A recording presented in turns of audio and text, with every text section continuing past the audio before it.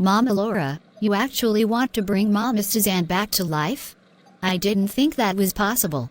Oh yes, it is possible, Mary. And your cousins Richard and Diana figured out how. They will be here soon to tell us what they discovered.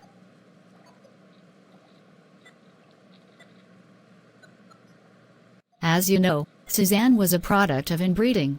Her original parents were brother and sister, as were her original grandparents. So she actually had only 2 great-grandparents, not 8 like normal people have.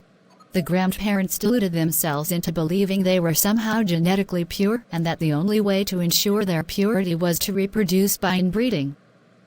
But even before Suzanne was born, her birth mother went mad and killed her brother who had raped and impregnated her, and then the grandparents were sent to prison for what they did to each other and their own children.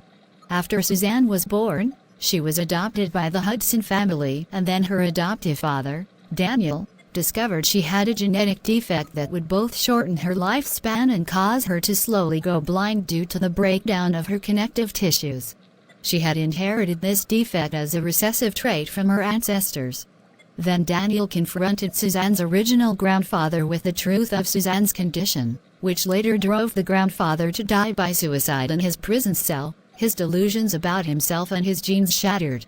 Suzanne was a victim of horrible abuse, and ever since we came to understand her condition, we have wanted to find the means of undoing the damage to her genetic structure.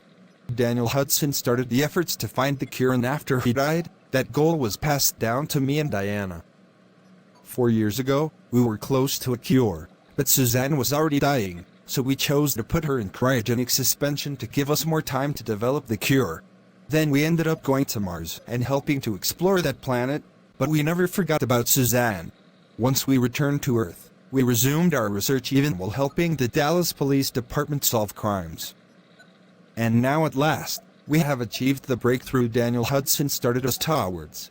Suzanne's defects were already identified, but we also had to figure out how to replace the defective genetic structures in every cell in her body with normal ones. And so we have used genetic engineering to create a virus that will infect her cells, restore her fully to life and make her normal. Well, except for her original eyes. We can't replace those, but she can still wear the visor that was made for her by her father Daniel. Several hours later, Suzanne's frozen body is brought to an operating room, where it begins to thaw out. I've been looking forward to this moment ever since I was a teen and vowed to follow in my grandfather's footsteps.